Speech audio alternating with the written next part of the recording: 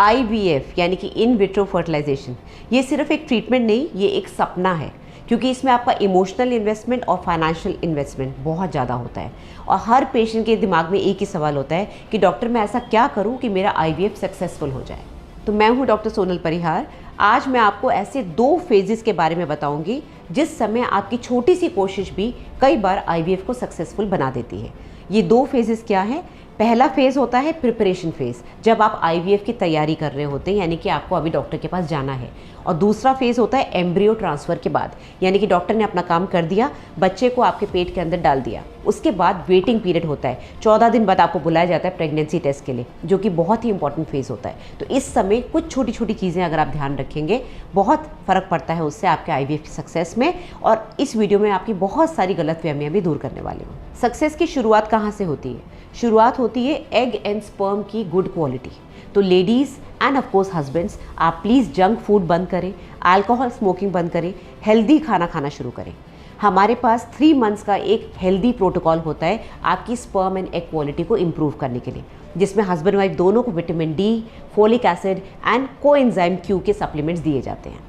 साथ ही में आपकी डाइट में एंटीऑक्सीडेंट्स जरूर होने चाहिए। अब चाहे विटामिन E के सप्लीमेंट्स ले लो या फिर इसको विटामिन E रिच फूड से कवर करो।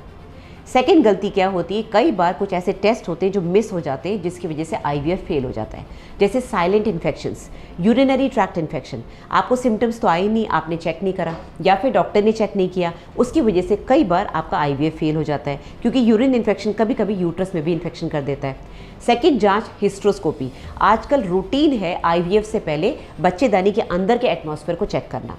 अगर वो आपके डॉक्टर नहीं कर रहे हैं या मिस आउट हो गया है, उसको प्लीज़ मिस ना करें। आप खुद मना ना करें, डरे ना, आप उसको ज़रूर करवाएं, क्योंकि यूट्रस के अंदर का एनवायरनमेंट, अंदर कोई गांठ, कोई ऊपर नीचे कोई चीज़, कोई सेप्टम, ये आपके IVF को फेल कर सकता है। कभी कभी थायराइड एंड प्रोलैक्टिन के टेस्ट बहुत पुराने होते हैं, वो नॉर्मल होते हैं, और IVF अगर बहुत लंबा चल गया, 1-1.5 साल चल गया, तो फिर आपको लगता है या फिर आपके डॉक्टर से भी मिस आउट हो जाता है। कई बार आप डॉक्टर भी चेंज कर देते हैं, तो डॉक्टर्स कई बार पुरानी रिपोर्ट्स देख के मिस आउट कर जाते हैं कौन सी रिपोर्ट वापस करानी है। थायराइड एंड प्रोलैक्टिन का भी बहुत इंपॉर्टेंट रोल होता है आपकी एग क्वालिटी एंड आपके साइकिल कंट्रोल में। चौथी बहुत इंपॉर्टेंट जो प्रिपरेशन आपको करनी है, आपको अपना वेट कंट्रोल करना है। आपका BMI यानी कि बॉडी मास इंडेक्स 18 से 24 के बीच में होना चाहिए। अब अगर आप ओवरवेट हैं, आपका BMI 30 के ऊपर है, यानी कि आप ओबीज़ हैं, तो ऐसे केस में दवाइयाँ ज़्यादा काम नहीं करती हैं, क्योंकि आपके जो हार्मोन्स, जो आपको टैबलेट्स मिल रही हैं, वो आपकी वेट के साथ मैच नहीं कर पाती हैं। इसकी वजह से मिसकैरेज हो जाता है। अगर आप अंडर वेट है, वेट बहुत कम है, तो आपके हार्मोनल इम्बैलेंस बहुत ज़्यादा होंगे। तो आइडियल वेट में आने की कोशिश करें before you go for IVF। इन सब के साथ आपको अपनी जो डेली की जो स्ट्रेस लेवल्स हैं, जो आपकी डेली एक्टिविटीज़ हैं, उनको थोड़ा कंट्रोल में रखना पड़ेगा। आप एक बहुत इंपॉर्टेंट जर्नी पे निकल रहे हो, स्पेशली ऐसी जर्नी जिसमें बहुत ज़्यादा आपका फाइनेंशियल और इमोशनल इन्वॉल्वमेंट रहने वाला है। तो आप अपने आप को हेल्दी रखें, अपनी डाइट प्लान, अपना स्ट्रेस लेवल, अपना योगा, अपनी वॉकिंग, सब कुछ एक बैलेंस्ड तरीके से लेके चलें, तो IVF की सक्सेस बेटर रहेगी। जिस दिन आपको डॉक्टर बुलाएंगे ट्रांसफ़र करने के लिए, यानी कि ऑलरेडी स्पर्म और एग को बाहर निकाल के बच्चा बनाया जा चुका है, बच्चा 3 दिन का लैब में बन चुका है, अब टाइम है उसको आपके अंदर डालने का। उस समय आप थोड़ा सा अपना ब्लैडर फुल रखें, पूरी तरह से यूरिन करके ना लेटें, क्योंकि कभी कभी यूट्रस जो है पीछे की तरफ चला जाता है। तो अगर ब्लैडर आगे वाला जो पेशाब की थैली है हल्की सी भरी हुई रहेगी, वो यूट्रस को ऊपर खींच के रखेगी और यूट्रस सीधा हो जाता है। सेकेंडली, कंफर्टेबल ढीले कपड़े पहने, क्योंकि कभी कभी इस एम्ब्रियो ट्रांसफ़र के बाद पेन होता है। तो आप कोई भी स्ट्रेस ना लें, टाइट कपड़े पहन के जाओगे तो आपको अनकंफर्टेबल रहेगा। अब आते हैं सेकेंड फेज़, यानी कि एम्ब्रियो ट्रांसफ़र हो चुका है, अब आपको क्या करना है। पहला मिथ ये होता है, जो आपके दिमाग में सवाल आते हैं कि आज तो बच्चे को अंदर डाला गया है, तो मुझे पूरे दिन रेस्ट करना है, या फिर शायद अगले 15-20 दिन तक रेस्ट करना है, जब तक प्रेगनेंसी टेस्ट पॉजिटिव नहीं आता। ये गलत है। ज़बरदस्ती रेस्ट करने से, आराम करने से आपका ब्लड सर्कुलेशन कम होगा, आपका स्ट्रेस लेवल बढ़ेगा, गैस्ट्रिक डिस्कम्फर्ट होगा, कॉन्स्टिपेशन हो सकता है। कुछ घंटे, कुछ टाइम आप आराम कर ले एम्ब्रियो ट्रांसफ़र के बाद, उसके बाद आप आराम से अपने रूटीन जो लाइट एक्टिविटीज़ है वो शुरू कर सकते हैं।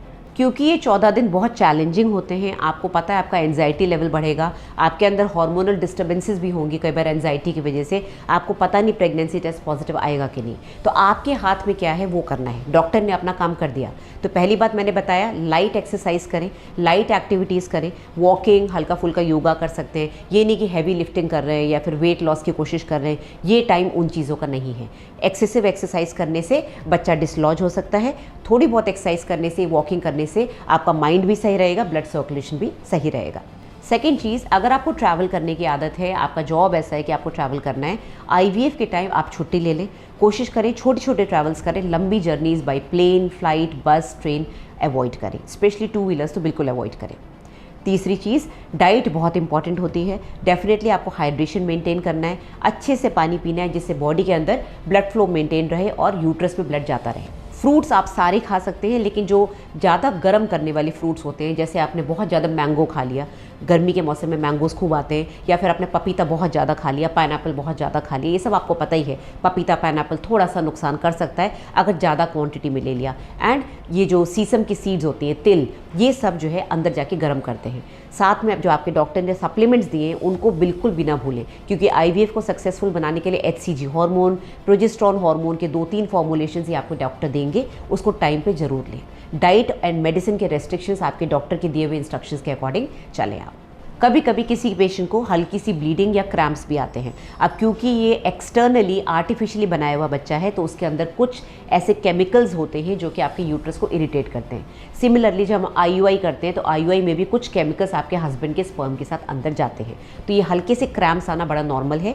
ब्लीडिंग भी जैसे मैंने आपको बताया, नॉर्मल प्रेगनेंसी में भी इम्प्लांटेशन ब्लीडिंग होती है। जब बच्चा यूट्रस की दीवार के अंदर घुस के अपनी जगह बनाता है, अपना घर बनाता है, तो हल्की फुल्की ब्लीडिंग नॉर्मल है। बट ऑफकोर्स अगर ज़्यादा ब्लीडिंग हो रही है तो डॉक्टर को दिखाना है।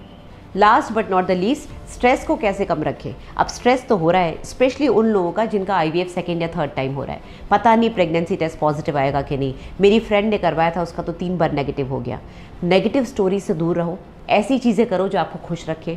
मूवीज़ देखो, आप बुक्स पढ़ो, आप म्यूज़िक सुनो, या फिर आप अपनी जो अच्छी सहेलियां हैं उनको बुला के गपशप करो, कुछ पॉजिटिव चीज़ें देखो। आप नेगेटिव चीज़ों से थोड़ा दूर रहो तो स्ट्रेस आपका कम रहेगा। अब प्रेगनेंसी टेस्ट कब करना चाहिए वो आपके डॉक्टर बताएंगे। नॉर्मली IVF अगर आज हुआ है तो उसके 14 दिन बाद मानते हैं कि ब्लड के अंदर HCG हार्मोन बढ़ने लगता है और वो प्रेगनेंसी टेस्ट में दिखा देता है पॉजिटिव साइन।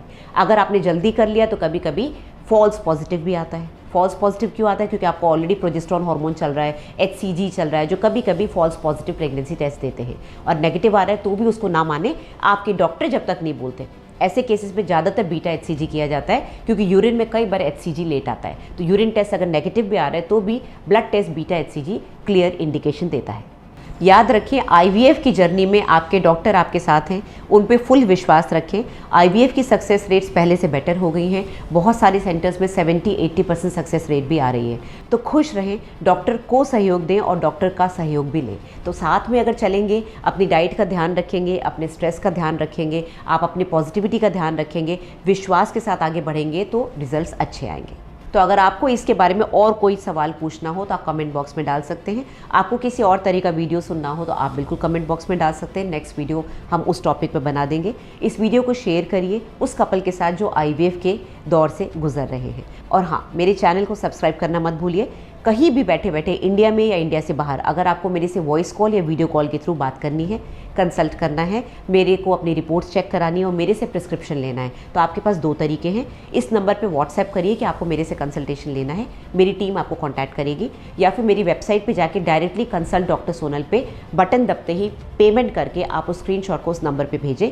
इस नंबर पर आप जैसे ही भेजेंगे आपको कोई ना कोई कॉन्टैक्ट कर लेगा। ये साइलेंट नंबर है, इस पर कॉल ना करें, सिर्फ व्हाट्सएप करें। Thank you very much. जल्दी मिलते हैं नए वीडियो के साथ।